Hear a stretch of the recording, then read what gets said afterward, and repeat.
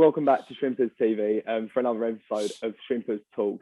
Today's guest racked up over 600 appearances as a player in an 18-year career before moving to a manager, which included leading Southend United to promotion back to the third tier of English football with a thrilling playoff final victory over Wycombe Wanderers. It is none other than Phil Brown. Phil, thank you so much for joining us today. As we know, you've been working out in India at the moment. What's it been like with the whole coronavirus situation out there? It's strange enough. I'm not working with a team. I'm working with a production unit. So we're doing the live TV shows for this year's Hero ISL, which is year 7 for them. And we're part of a bio bubble of 60 people. You know, that includes like lighting, engineers, sound, producers, directors, and obviously the guys who are the experts, if you like. We're called the talent, as it were. We're being stuck in a bio bubble for 4.5, 5 months, and it's been different, to say the least. But I have to take my hat off to the people who've put this year's Hero ISL on. You know, it's like 11 teams, all in their own separate hotels, 2 production teams, again in separate hotels. Obviously, the referees, all the organisation that's gone into this year's campaign, and there's 110 games with double headers on a Sunday. So I've been over here going to games probably on a daily basis, probably 4 or 5 days a week. So it's been a real tough ask to get the thing actually up and running. But it just shows you what you can achieve if you actually stick to the rules. And I think that's what probably England are suffering a little bit at. 1 or 2 people are not sticking to the rules and just doing their own thing, kind of thing, you know. So yeah, it's been a challenge, but it's been very, very disciplined, and everybody's adhered to it. And when you think about that, the amount of people over here to actually run a league, we've had 2 cases in 4.5, 5 months. 2 cases from 2 players from North East United who actually qualified for the playoffs last week, and they were put back into isolation for 14 days. So it's been a challenge without a shadow of a doubt, but we've certainly succeeded at the challenge, and I'm looking forward to the semi-finals and the finals, which are coming up, and then I'm back home on the 14th or the 15th of this month. And looking forward to get back to England. Doesn't matter how cold it is, doesn't matter how wet it is. I'm just looking back to coming back to little old Blighty. And it must, like I said, it must have been different for you. And hats off to everyone who's kept everything running in the last sort of few months, even the last year. With obviously we've seen the likes of Sky Sports over in England managing to keep going, BBC, BT, the EFL. So hats off to them. I just want to start today right from the very start. As we know, you started playing football at a very, very young age, playing for your local side. But what was it like for you, moving from your local side, playing with people you knew, moving to a professional side with people you may not have known, or you might not have been sort of used to that bubble of new people? It was a challenge. I've always listened to my parents when I was younger, and my father wanted me to get a trade. And I fulfilled that by serving my time as a profession, an electrician, and I had 4 years doing that. And in the meantime, played non-league football, like you've just said, and played with a lot of good friends who actually did become 1 or 2 became professional footballers themselves. I don't know if you remember Bobby Davison, that played for Derby County. He played in the Sunday League team that I played in. So we had fairly decent side, you know. We did win everything, as it were, you know, but it wasn't professional. And then on my 20th birthday, I got my indenture forms to be an electrical engineer, and I signed pro contract at Hartlepool United. So I fulfilled my mother and my father's ambitions for me by getting a trade and becoming a pro footballer. So it was it seems ages ago, and it was, to be fair, you know. I mean, if you had said to me on my 20th birthday I was doing that, and then 41, nearly 42 years later, I'm still involved in football, I would have thought you were talking crazy. But that's what I've done. It's just become my life, and I wouldn't have traded it for anything, Liam. You know, it's been a fabulous career and enjoyed every minute of it, and desperate to get back into it as well. Like, obviously I'm doing the production side of TV work at the moment, which keeps me involved. I've seen probably 70 plus games in the last 4 or 5 months. So I know Indian football probably better than I know English football at the moment. But I'm coming back, as I say, in mid-March, and I'll be back into going to football matches and watching games again. Brilliant. And like you said, you started your career at Hartlepool.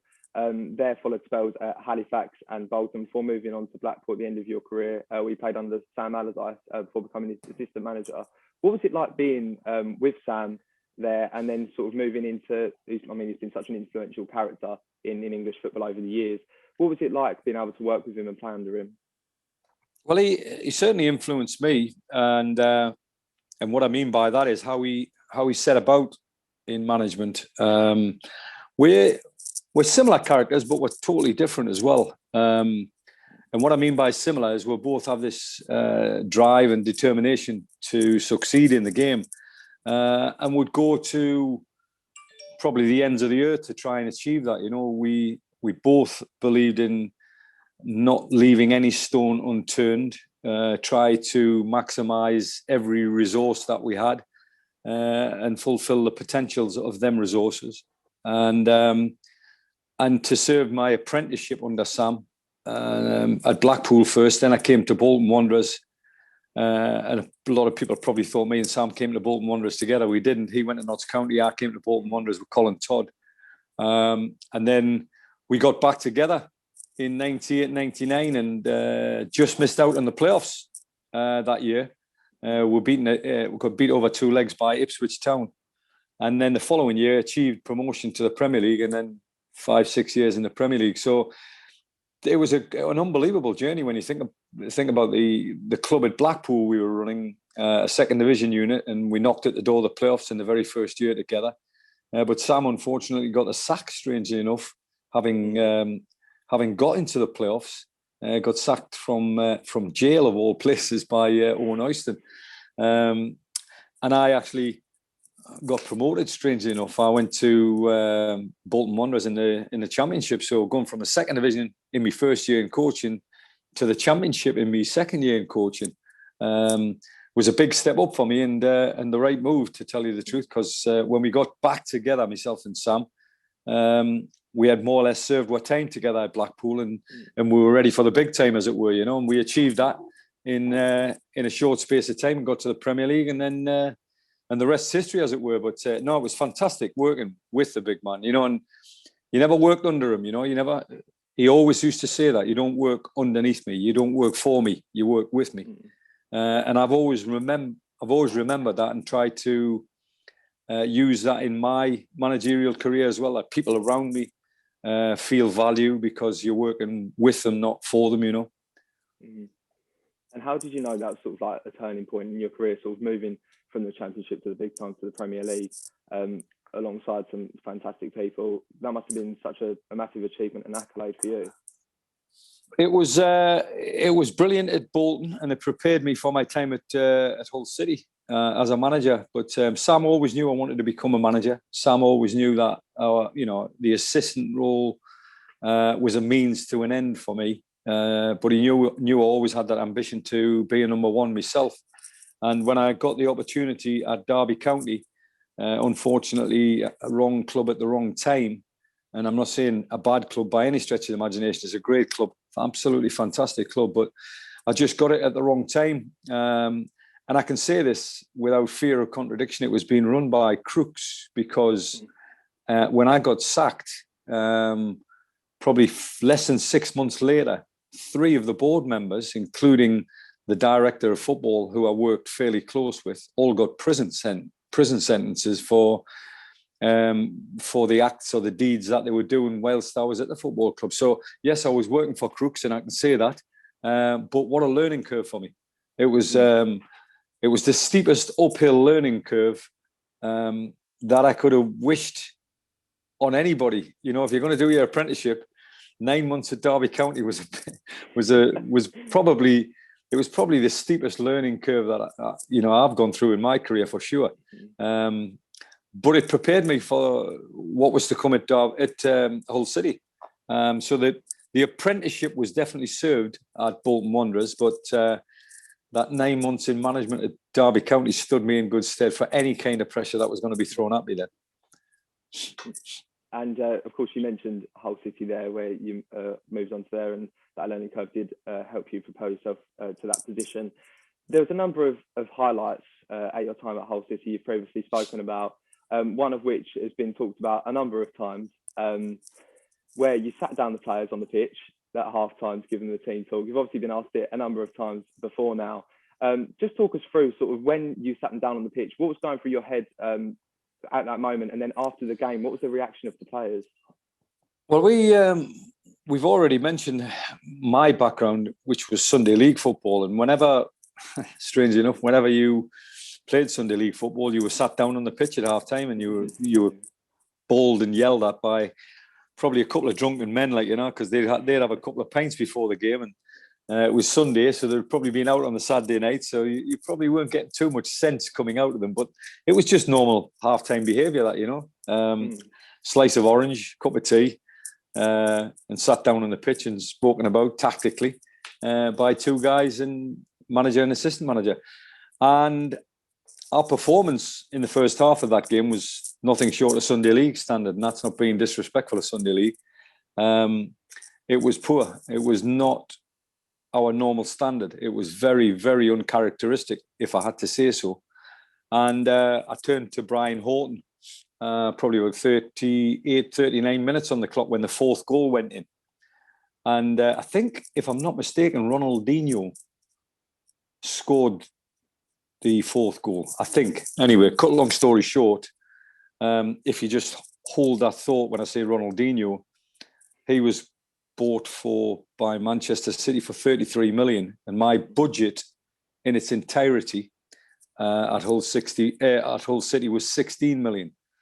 So if that puts things into context, but I always had a team, and I always think that my teams represent me as a working class man, in a working class manner, meaning you put sweat on the shirt, you work hard, you work harder than the opposition, and it doesn't matter about the figures then, 16 million, 33 million, that doesn't matter. If you're organised and you're working hard, I'll accept that they had better players without a shadow of a doubt, but we were nowhere near that standard. So I turned to Brian Horton at half time, just before half time, and I just said, I'm going to keep them out. And he said, what for? I said, well, quite simply, Brian, it's nothing short of Sunday League standard. And them fans over there, and I pointed to the fans to the right-hand side at the Etihad Stadium, and we had 6,500 fans, 6,500 travelling fans on Boxing Day.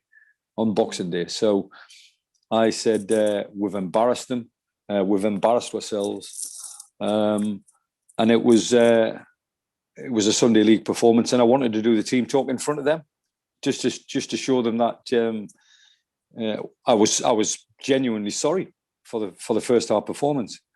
So I walked across the fans, and they were absolutely, to a man, to a woman, to a child, standing up with a round of a standing ovation. Half the City supporters that normally go for a pint at half time, half the City supporters stayed, and they were watching it as well. So I knew it was probably going to catch everybody's attention. I knew it was going to make headlines. But at the same time, the message to the players was quite simple, that it wasn't good enough. And I wanted to apologise to the fans. So that's the reason behind it all. And then after the game, we drew the second half 1-1. So you could see it was an upturn in performance. Okay, well done. That wasn't the reason for it. At 4-0 down at half time, the game's more or less done and dusted, unless you miraculously do something or whatever. So we lost 5-1. One of the subs that I brought on, Craig Fagan, who works at Southend United, he scored the goal. So Craig will tell you exactly what was said if you want him to, but I can't repeat it on air. And then after that, I realised what I had done. I mean, I'd opened up a gaping wound in the changing room because I had basically exposed everybody in the changing room, and that was the biggest problem I had. After that, it was that exposure to, almost like telling the rest of the world what we were all about, and that really was probably the reason why we weren't as good in the second half of the season. Having said that, at the start of the year, I always remember seeing a bookmaker's price, and we were 1-20 favourites to finish bottom of the Premier League. 1-20, and it was an embarrassing figure, to the extent where I was disgraced by it, if truth be known. And that sort of spurred us on as a club to try and prove everybody wrong. That was our motivation. And, that figure 1-20 was up in the changing room most days. And everybody responded, because having exposed the changing room at the Etihad Stadium, we then qualified for a second season in the Premier League. So job done. And obviously, after that moment on the pitch, Jimmy Bullard, in fact, recreated that moment with a celebration after. Now, we know, of course, you said your reaction to tackling him on the pitch at half time and saying to him, how did you feel after he actually recreated that moment in a celebration and almost mocking it? It's strange, Liam, because a lot of people ask that question and they're probably expecting the answer that I berated him or had a go at him after the game. And far from it. It was almost like it got something off me back, because Jimmy had made fun of it. Jimmy had made light of it. Jimmy had made a joke about it. And when I came into the changing room, the old Etihad, I don't know if it's still the same, but the Etihad Stadium changing rooms had two main compartments, one where the players got changed and one where the staff got changed. And I came in to all the players sitting down, and I'm standing there in the middle of the room, and all of a sudden, all I can hear is raucous laughter coming from the staff room. And the staff room, obviously, was my assistant manager, my first team coach, everybody that was involved at the club. We had a decent-sized staff room, and they were just watching the reenactment, because it was obviously, it had gone viral. The reenactment of Jimmy Bullard's his talk after the celebration of the goal. Now, I didn't see it at first. When it actually happened, I didn't see it because I was organised. That made it 1-1. There was about 7 minutes left of normal time. And I was grabbing a hold of Richard Garcia, if I'm not mistaken, and telling him to change the shape of the team, go 4-5-1. So I'm passing that information on to Garce. And he's going back onto the pitch where Michael Turner was, and 4 or 5 of the defenders, because they weren't all doing the celebration. And I didn't actually see it, but then I was grabbed by the BBC when I was walking down the tunnel, and I was going in to celebrate. Basically, we've got a great point at Man City, having been pumped there last year 5-1, and then I walks into the change room and I heard the laughter. I went into the staff room and I witnessed it on a laptop. And I just burst out laughing. I thought it was hilarious, absolutely hilarious. And I went back into to the changing room where the players are all sitting there sort of thinking, what's he going to say? What's he going to do? And I just burst into laughter. And obviously that broke the ice. But they had set it up the night before. So they obviously had full confidence and full belief that we were going to get something from the game. And they said, whoever does score has to do the halftime team talk. So it fell upon Jimmy Bullard having put the penalty in the back of the net. So, but it was a great point. It was a great point. And of course, moving on then on to 2013, you joined Southend United, succeeding Paul Sturrock as boss. In your first year as boss, you actually managed the Shrimpers at Wembley for the Johnson Paint Trophy final versus Crewe, losing out there, unfortunately. How did it feel to lose at Wembley, especially being relatively new at the club? It was the strangest moment in my career, to tell you the truth, because I replaced Paul Sturrock, who had done a remarkable job getting the club to Wembley. And then looked like because of that cup run, and there was lots of games, if I remember rightly, because of that run, the league campaign had lost a little bit of momentum and impetus. And I'd lost a little bit of steam. And hence the reason why Ron Martin decided to relieve Paul of his duties.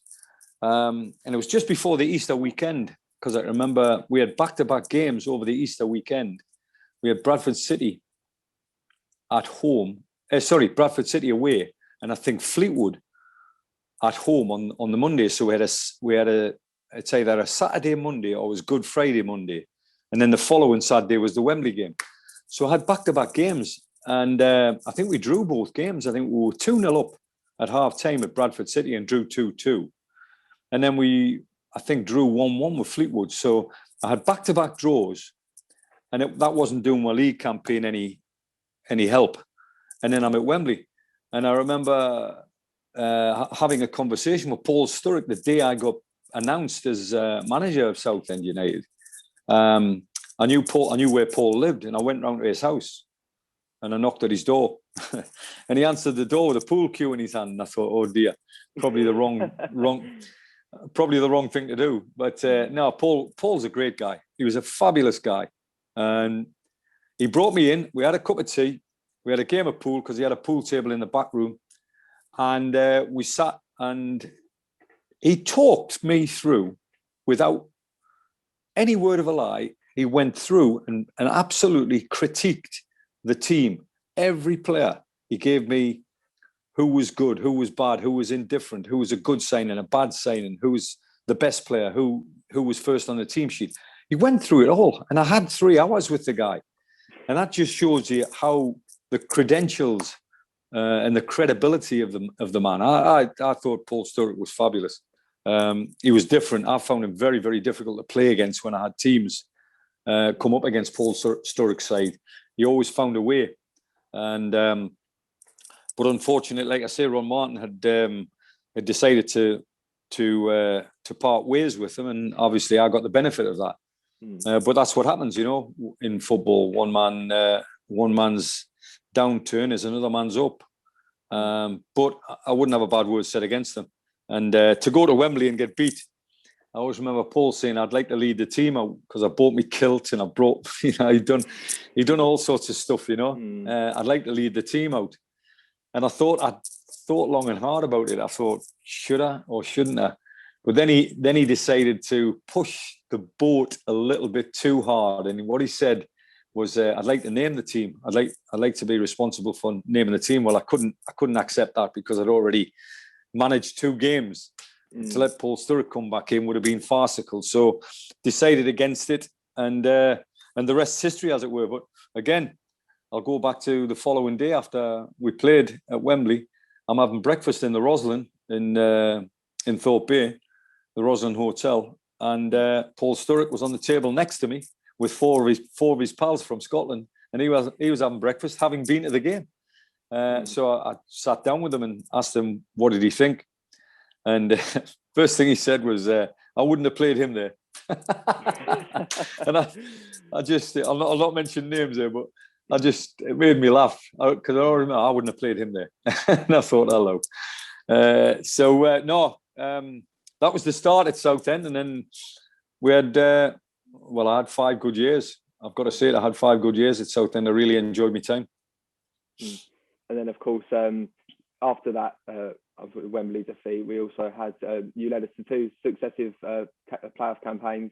Of course, the first of which was cut short after losing in the semi-finals. However, the following year, you managed to take the Shrimpers to Wembley, obviously playing Wycombe Wanderers in the final there. How did you feel heading into that game, and how did you prepare for it? I think the preparations, we tried to keep as normal as we possibly could. And the only difference was the fact that Wembley was so close. We stayed at a hotel, and I remember going for a walk in the morning of the game with all the players, which we always did. And I felt good about it. It had happened before to me when we won at Wembley with Hull City, when we beat Bristol City. And I always remember the talk that I'd had with the chairman of Hull City at the time on the morning when we had breakfast, and he sat me down and just said, "Forget about the money. It's got nothing to do with money. it's all about the game. This, are we good enough to beat Bristol City? And I said yes, and it calmed me down. You know, just having that morning breakfast chat, and I had good staff around me. You know, at Southend. I mean, Brian Horton was brilliant. Bob Shaw, chief scout, was outstanding. Ricky Duncan, who's still there, top draw. Graham Coughlin. You know, we had a cross section of people behind the scenes that really cared for the club in a positive way, in a sort of a family way, you know. And went for a walk with them on the morning, and I just, it's one of them days where you think you just know it's going to go right. You know, strange. You get them every so often in football. You know, you have that feeling that everything today is going to be our day. And I didn't write the script that way, but it was what a fabulous end to it all. You know, I mean, I would imagine nearly half of our supporters would have been probably on a tube going back home, and then they hear that, you know, we took it to penalties and everybody's, you know, running back in. A couple of my mates did. A couple of my mates said that they'd left at 1-0 down, and then up pops Joe Pickett with a left foot, sweet as a nut strike, and then penalties ensued. But no, fantastic. It was a great day for everybody, and we certainly celebrated after that. That's for sure. And that must have been such an amazing feeling for you. Obviously, seeing that go in the back of the net, and then of course Bentley taking us to League One. What were the celebrations like that night? Well, we hadn't planned, because I think, you know, if you do plan for success, sometimes it doesn't follow on. And I always remember that we didn't plan for winning at Hull City, and we quickly turned that round. It's very easy to turn it around when you've got people in that kind of frame of mind. It's very easy to go and celebrate and have a party. But we stopped at an off license on the way back out of Wembley. It was probably, I don't know, a couple of hundred yards down the road from Wembley Stadium itself. We stopped at an off license and emptied the off license, completely emptied it, and everybody got a few beers in them by the time we got back home. And then the chairman was talking about open top bus rides, bus journeys and stuff like that. But strangely enough, I'd already booked a holiday the following day. I was going to say to the guys after the game, that would be the end of it, you know, and we'd come back, and all the planning, the preparation for the pre-season had already been taken care of, you know. So basically all we had to focus on was the game and the result. And then we went to a pub. I'm trying to think of the name of the pub. And we turned it round. It quickly became the best party that you've ever had, you know. And so it's like 4 or 5 o'clock in the morning. It's exactly the same as the time I was at Wembley with Hull. You don't feel anything. You know, it's just, you're on a high. You're absolutely floating above everybody else. You know, it's quite surreal. And then I hastily got myself abroad and went to Italy after that. So yeah, it was just one of them great moments and great times and great games as well. I thought the game itself, I've watched it twice since, and I love watching the game. It's a fantastic game. But you feel for the opposition when you do it that way. I certainly felt for my counterpart in the other bench, and then you feel for their team because of how we did it, you know. 123rd minute of the last game of the season, and then penalties, and then they go ahead, and then Dan Bentley, who didn't claim the goal, but it certainly went in off his back, their goal. So it was an own goal by Dan Bentley, and for him to then make the vital save to get us promoted was brilliant. Absolutely brilliant, and sounds like you did celebrate the night rightly, and like I said, rightly so. Moving on to the following year, of course, we're moving to a new season, and actually in 2016, I believe, Niall Ranger signed for the club. What was that like to be able to give Niall a new chance at another club and to be able to manage him? I looked forward to it because we had a history of making controversial signings at Bolton Wanderers and then being able to handle them, you know. Yuri Yokayev, World Cup winner. How we managed to get him into the camp, I don't know. But probably the reason why he came to us and nobody else was he was a different kind of character, and he felt that we could handle him in the right way. He felt that way, you know. And then people like Ivan Campo, El Hadj Diouf, you know, they're all just erring on the wrong side of good. You know, they drift over to the badness every so often. And to be able to handle them, you have to be aware that the wheels are going to come off every so often. And you have to be there ready to pick them up and get them back on. And Niall, when I first met him, I knew it was going to be a challenge. I'll never forget it. It was the same hotel we stayed at, the Marriott in Waltham Abbey, that we stayed at the night before the game at Wembley, was the same hotel I met him at. And he came in with 3 agents. And the first thing I did was went straight into all 3 agents' face and said, "What you doing here?" "I'm his agent." "What you doing here?" "I'm his agent." "What are you doing?" So I turned to Niall and I just said, "Which one's your agent?" And he pointed to one guy and I told the other 2 to get out. And I chased him. So Niall then knew immediately how to play me, how I was going to be. You know, it was going to be straight. Everything was going to be straight. As soon as it started deviating from straight, then I knew I would have a problem with him. And but I felt that the challenge was not just on a game by game basis. It was on a day-to-day basis. His lifestyle, the people he was hanging around with, they were the biggest challenges, not Niall Ranger. I had to try and get him away from them. And I think the only way to do that was to create a bigger and better challenge on the field of play at the club, in training, make it interesting, keep it interesting for him, because he, quite simply, he got bored very quickly. You know, these great players, some of these great players, that's one of the main reasons why the wheels come off, is because they get bored. And so therefore you have to not just make it entertaining, but you certainly have to keep them interested somewhere along the line. And I remember one of the first games that he played in was Sheffield United away. And he wasn't 100% fit. But I had seen this player in training on a day-to-day basis, and everybody else had it. That was the key to it. Everybody else had. And everybody else, like people like Ben Coker, you know, knocking at my door. You know, Ben Coker was a great kid. As soon as you get a knock on the door from Ben Coker to your room, you think to yourself, "Ooh, what does he want?" And he came into my office one day, Ben Coker, and he just said, "When are we going to see Niall?" And I said, "Soon, hopefully soon." And he said, "I would play him injured. I would, honestly, he's better than anybody that we've got." He said, "I would play him injured." I said, "I know that's the risk that you've got to take." But it was getting to that stage where I was feeling under pressure.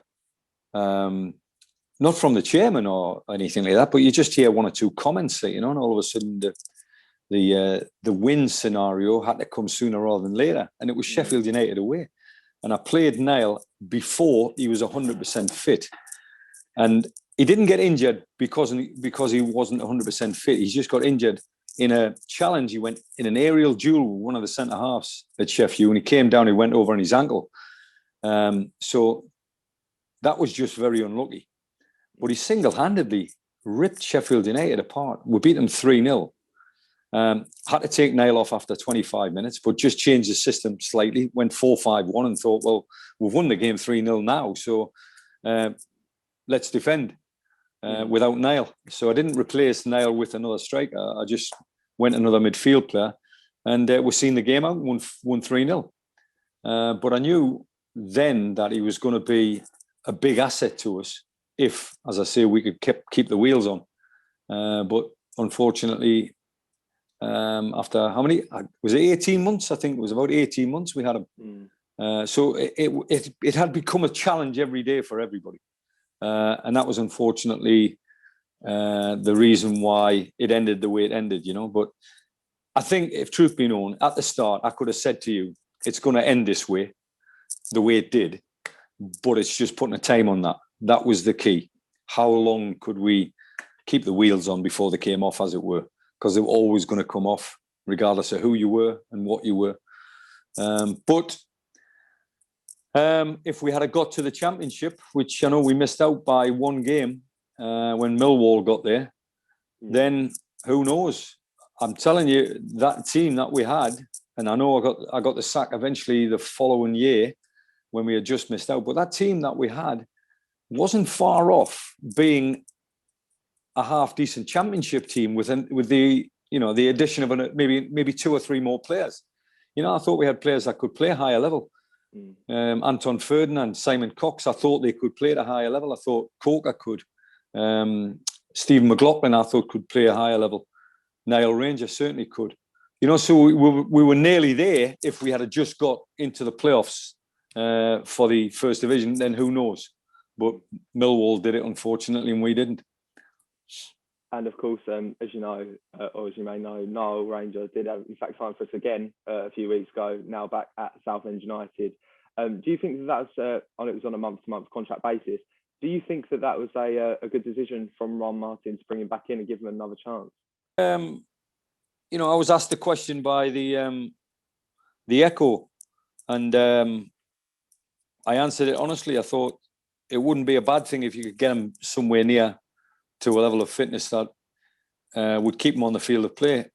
He had lots of different types of assets, but unfortunately, the big challenge was all to do with the psychology of handling Niall, and not more importantly, but it actually becomes more importantly, the entourage that's around him. The people that he surrounds himself with.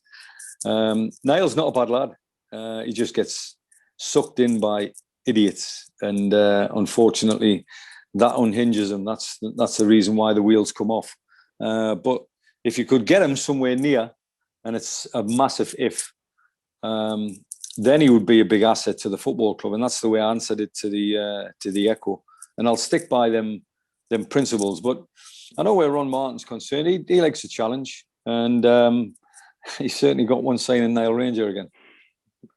How did it feel, obviously, in 2018, moving on from Southend United? How did it feel that stage? Was it a tough stage in your career, having to leave the Blues? It certainly was, and I'm only saying that because when you have 5 years at a football club, it's way and above over the average lifespan of most managers. I think it's around about 14 months. So to have 5 years, I had a good working relationship with quite a few people at the football club. I think Ricky Duncan being one of them, Ron Martin certainly being one of them. I think probably one of the main reasons why I moved on was down to the fact that we'd not replaced Steve Kavanagh. And I'm saying this openly and honestly because I thought Steve Kavanagh was a very, very good chief executive, and he's gone on to very good things at Millwall, as we well know. But I always thought the working relationship between myself, the chairman, and Steve Kavanagh was a nice sort of triangle, if you like, where I could bounce ideas off maybe Steve before going to see Ron, and Ron could bounce ideas off me before going to see Steve, and vice versa. And it was a very successful time, I thought. But when the chairman didn't replace him, we sometimes then we probably had more conversations than we needed to have. I, as a manager, like to be left alone to get on with things. And obviously, once you've agreed certain things, obviously the chairman's got to tick them boxes for you and allow you to do certain things. But once you've agreed certain things, get on with it. But it was quite often at the end of a day or the beginning of a day, I'd be on the phone to the chairman and having too many conversations with him, if you like. I think that was one of the moments I would have said was only one of the disappointing things about my time at Southend, and I really believe if we had replaced Steve with a chief executive, then I might have still been there. But it was a difficult time for me because one, you've just lost your job. So any time you get the sack is not an easy time for a manager. But when you've just got the sack from a club that's nearly 5 years, it was a tough time. I got to know a lot of people in the Southend area, and I'm still in touch with quite a lot of people at Southend. And yeah, I've got to say, I had a really good time. I enjoyed myself. And of course, after that, you moved on to Swindon, I believe, and then of course out into India. So you've had a wonderful managerial career. After that, of course, Sol Campbell was sacked at Southend after a very, very poor run of form managing the club. We did also hear your name thrown about a number of times in regards to the managerial role at Southend. Were you ever approached by Southend United to come back to the club? Yes, I have, and I don't, particularly want to put times and dates on it, because that always it sort of involves other people then. But yes, I've kept in touch with the chairman. I think, if anybody criticises that man for the way he's run the football club, they're totally wrong, because he does everything he possibly can to do the right things for Southend United. And for being a sort of a one-man band, I know he's got a lot of directors on the board, and he takes a lot of advice from them. And I quite enjoyed the board meetings, to tell you the truth, because there's some very unusual characters on the board. But for the chairman to, take the weight of all that pressure of running and handling a football club in the building of a new stadium and all the things that he's been criticised for over the years, you can't really fault him. His heart has been in the right place where the club's concerned. And I don't think anybody can question that. And if they do, they can just have a conversation with me, and I'll put them right, because, he has been Mr. Southend United. And he won't thank me for saying that, but without him, I don't think the club would have survived many, many times. I think that's proven as well with the recent tax issues and things like that. I think there's been a lot of criticism bandied around Ron Martin. We've seen the likes of a number of groups trying to call for him to get out, and a number of different things, a number of protests happening to try and get him out. What do you think, what's going through those heads, do you think, of those people trying to get him out? Do you think they don't realise what he actually does behind the scenes for the football club? I think there's a lot of people don't realise what he does for the club. And as I say, a one-man band, what I mean by that is, it's always him that people are falling back, the club's going to fall back on to try and bail them out. And yeah, we can all run business in our own way. We understand that, but you can't, as I say, you can't fault the man for his supportive measures. The way he's done it will always be publicly questioned, because that's what happens in football. The way I pick a team will always be publicly questioned, because that's football. But we both realise that, and as I say, we tried to do the best and the right for Southend United, and I think Ron Martin has tried to do that. And if you say north, somebody's going to say south. If you say east, somebody's going to say west. If you say right, somebody's going to say wrong.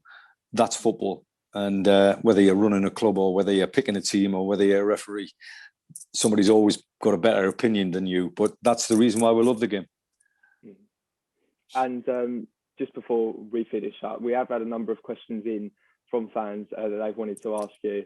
We'll just run through them quickly. We have one from I Park the Bus on Instagram that said, do you have a favourite memory at Southend United other than the Wembley occasion?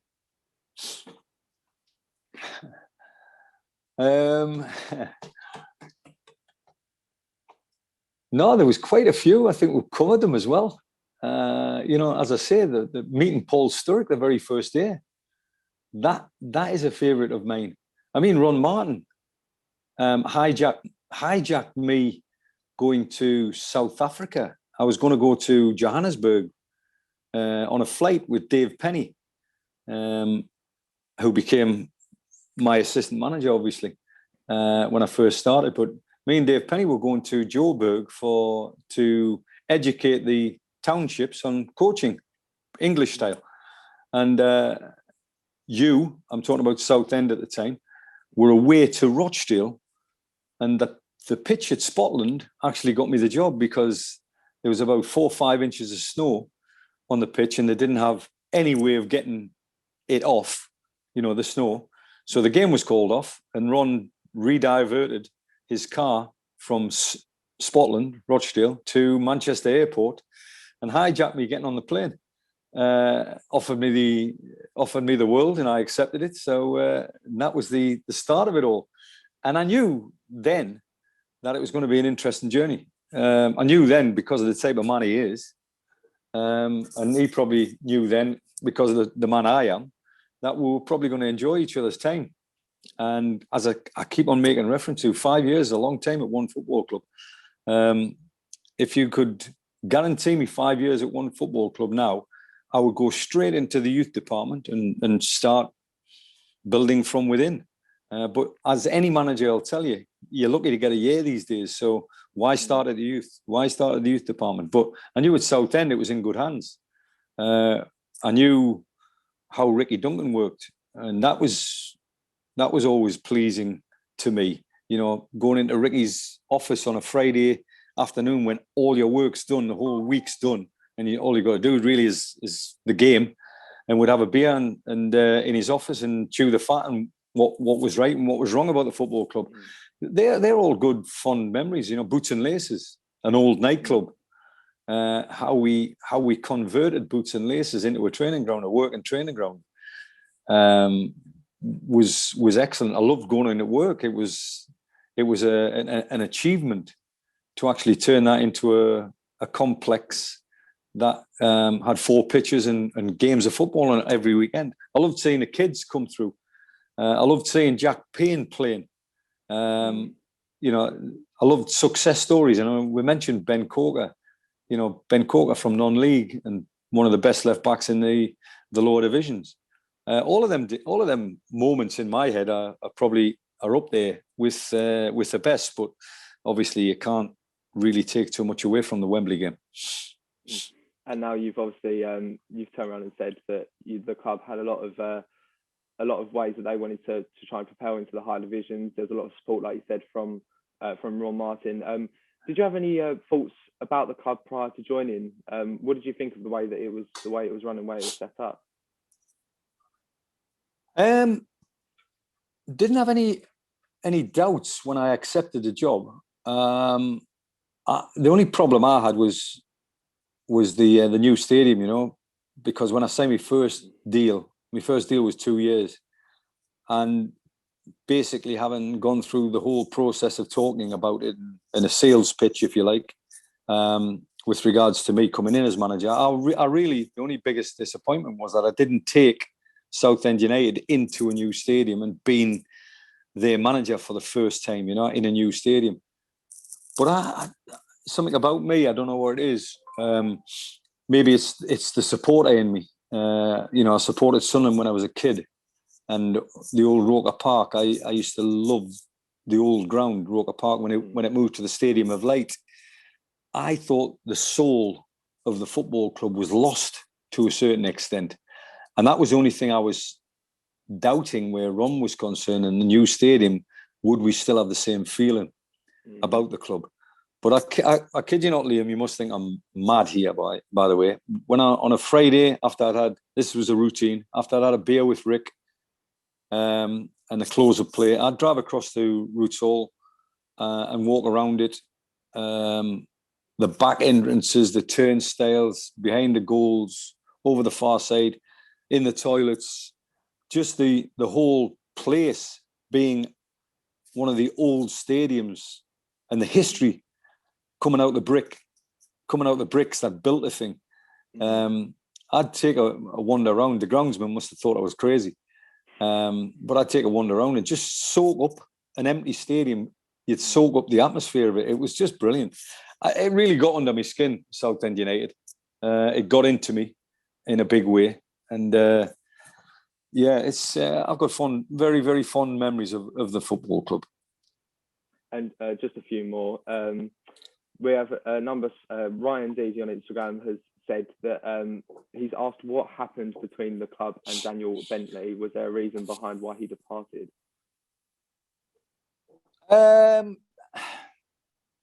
Not really. It was just a case of it was the same where Jack was concerned, Jack Payne. It was just getting them to try and understand that we couldn't just quadruple their wages or give them 10 times as much as what they were on, because once you do that, the whole club then has to do that, as it were, you know. And once they become maybe the biggest earners in the changing room, then the biggest earners then start, you know, you probably lose the changing room to a certain extent. So even though Dan became, he was growing rapidly as a goalkeeper, we'd offered him good contracts, no doubt, but he'd had his head turned by his agent. His head was turned towards playing in a higher division, and I understand that.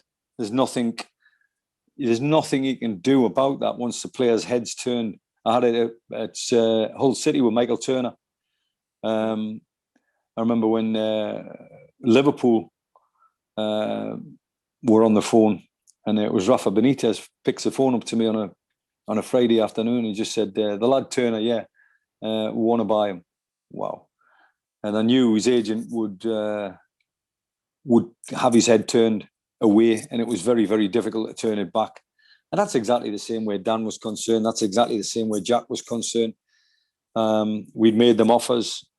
They counted them. We made them offers again. You know, probably made about 4 or 5 offers to Dan and 4 or 5 offers to Jack. And once they had said no on the second occasion, I knew we were probably fighting a losing battle. And the only way that we could have kept them there would be to take the club into the Championship. So, you know, missing out to Millwall that year, that's how close we were to success. You know, 5 minutes away, if you like. And I think we would have managed to, if we'd got to the playoffs and maybe been successful in the playoffs and got to the Championship, we would have probably re-signed Dan Bentley and Jack Payne. And the final one for today is from Fen Leverett. He says, do you have any regrets from your time at Southend United? If so, what were they?